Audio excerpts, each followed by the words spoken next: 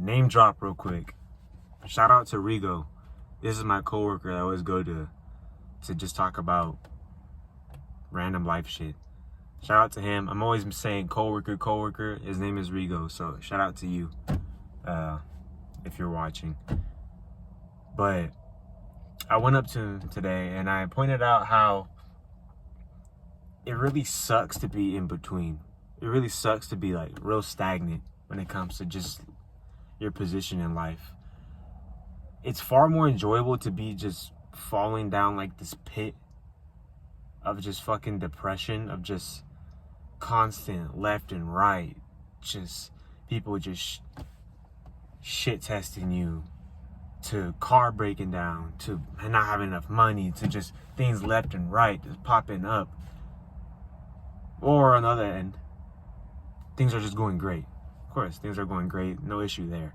But it's that spot in between that really sucks, when you just kind of tried everything and there's nothing new going on in life and you just feel like, fuck, every day's the same. And it intrigued me a bit because I'm like, damn, like, I mean, in a way, that's luxury, because like shit's just stagnant and you're just kind of there, like processing things, like you're aware of your position. But at the same time, that is far more painful than just kind of really going all in. You know, I know there's been times, I'm sure for many people, where they have a vice and they just overdo it. They just binge it like crazy, whatever the case may be. I don't know what, smoking, drugs, pornography, whatever the case may be. Just anything. Gambling. They just go all in. And they just feel fried after. And in the midst of that, it feels great. You're just digging yourself a deeper hole. Like, it feels great. But at the very end, when you stop all of it, it's like, what the fuck did I just do? Or after a big fucking win, let's say you just got a bunch of money, or you just bought a new car, and you're just high off of it. You're just high off life. And then it stops. You feel stagnant again. Okay, now what? It's that stagnant part. It's very interesting. And I will almost say that you learn a lot. You learn a lot more from going all in on your vices than that big fucking win. You know, yeah, that big fucking win's great, and you kind of, it's like you feel accomplished, right? But I'd say after, you know, binging something crazy, or just like going on all in where you just feel like shit after, if you're able to dig a lesson out of that, I feel like there's a lot more self-discovery in that than just winning. And at times I found myself making the same mistake over and over again, or digging myself a deeper hole, because I was more intrigued. I was more interested in the feeling of just feeling like shit than just being, you know, up, being high off life.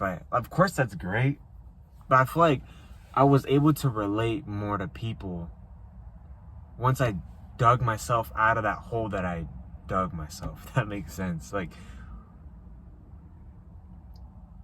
I feel like if you're just always winning and you're just always like, you're just clean and you're not getting into this, not getting into that, and you're just perfect, no vices, like you can't really relate to anybody, you know? And it's just a lot of self-discovery and just fucking up and making mistakes. And I kind of found this like loophole. It's like, well, then there's not really any mistakes. Like, I almost got addicted to fucking up because I just learned so much from it. I learned so much from just fucking up. And I found myself just fucking up over and over and over again, digging myself a new hole from a different angle. And yeah, it might have been the same thing, but it was just always different. I always found something different. you know? And it made it addicting. That's why it just kind of gets to a point where life kind of happens to you and you figure some other shit out. And you're dealt with a new problem, a new thing to just kind of fuck around with, you know? There's this whole thing on, like, you know, whether it be quit drinking, quitting smoking cigarettes, quitting pornography, or whatever the case may be. Like, if you feel like you gotta completely isolate yourself from it, you're never gonna quit. You're never gonna stop. Unless there's some bigger purpose behind it. Unless you're with a person in a relationship where they hate it, or it sparks some big argument. Like, you're gonna feel a lot more shame from it. And now when you fuck up, it's way more heavier than just quitting for yourself, you know? Or whether you're trying to, like, now you're with the person, you're saying you're gonna stop, and then you're not hiding it. Like, everything is just emphasized, especially if you really care about that person. But if it forever stays a secret,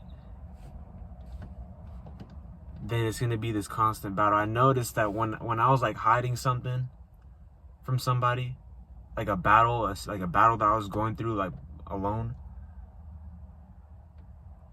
I kept fucking up. I kept making that same mistake because it was a secret. It was just only me. I was just quitting for me. But once I came clean about it, and I just felt humiliated by it. There's a lot of humility in that because I came clean about it, and now that person knows my deep dark secret, and it was almost had the reverse effect on me.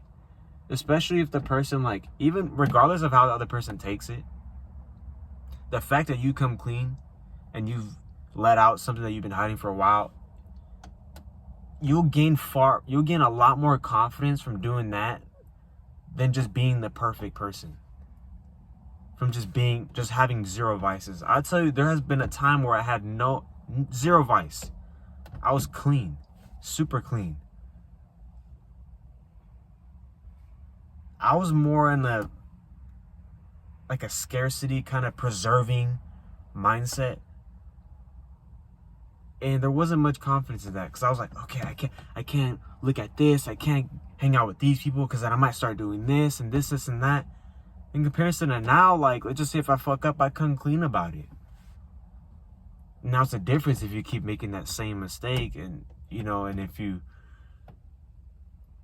now that you have another person that knows about it, it kind of keeps you on your toes more. And I believe that you'll experience far more confidence in that than just fucking hiding it and pretending to be this perfect person. If you come clean about it, you're just gonna have this feeling in you where you're like, damn, like, okay, I'm not hiding anything. There's like this afraid feeling that I get when I'm hiding shit, you know?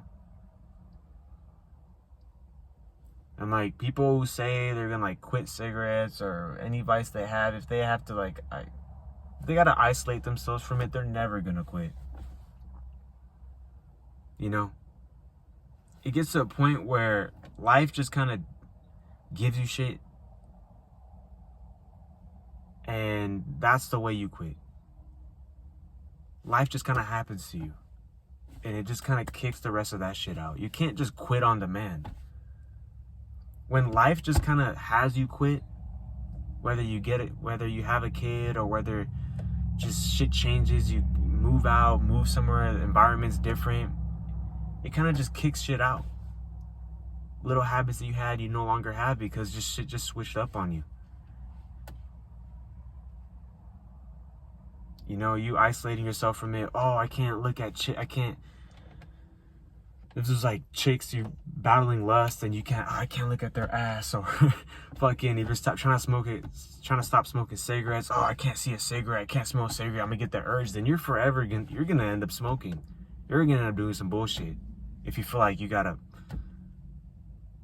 be completely isolated from it. If you really quit and you're really done, that shit happens by nature. You can be surrounded by cigarettes, won't even affect you. You might smoke a cigarette again, but you just have full control over it because just kind of life just happened to you. And it just edged it out.